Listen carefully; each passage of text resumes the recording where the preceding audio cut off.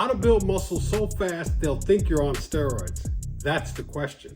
It starts with the origin story of a young man I know very well. In his junior year of high school, he was a lean 167 pounds, which was great. We could see how much muscle he had to work with.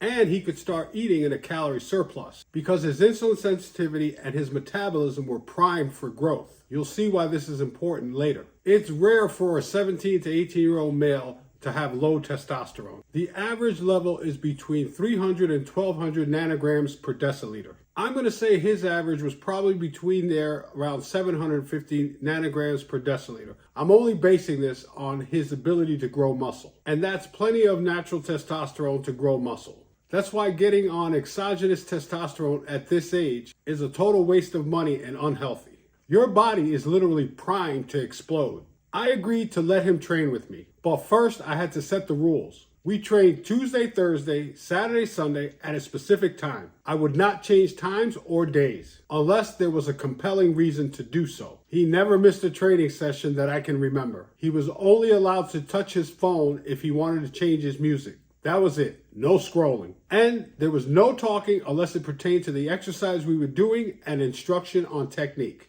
I made it clear to him that we were setting the blueprint for him to become a lifelong lifter. I've been doing this for over 30 years and I wanted the same for him. The strength training was simple. For the first 3 months, we focused on proper form and technique. We never added more than 2.5 pounds to any exercise unless he could master and dominate that movement. We did chest press variations, pull and row variations, squats, hamstring curls, and basic bicep curls and tricep press downs. That was it. He trained abs separately on his own. Nothing fancy. If I set the reps at a specific number, he had to use the appropriate load to hit that number. We wanted him to get strong in the proper rep ranges for growth. The goal of every lift was to use as much load as possible while keeping constant tension on the target muscle. No ego lifting. Having said that, once a month, I allowed him to test his 1 rep max on the squat, the bench, and the deadlift.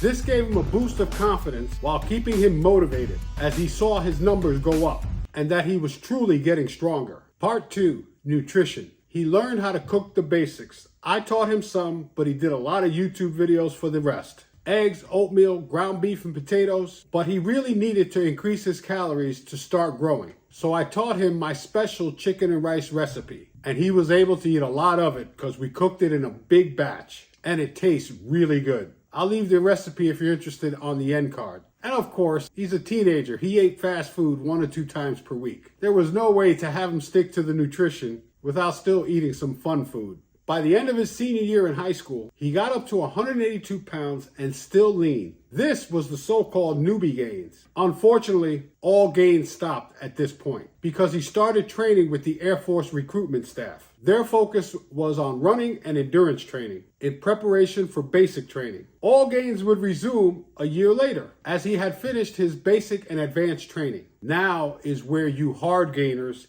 need to pay attention. He already had the blueprint for strength training, so he resumed his lifting with a vengeance. And because his calories had been suppressed for 10 months, his appetite also came back strong. If you're watching this video because you want to get big, not just a little bigger, but big, keep watching. By the end of his 4th year on active duty, he got up to a high of 270 pounds. He's a little taller than me. He's just shy of 5'10". How he did it? In a word, calories.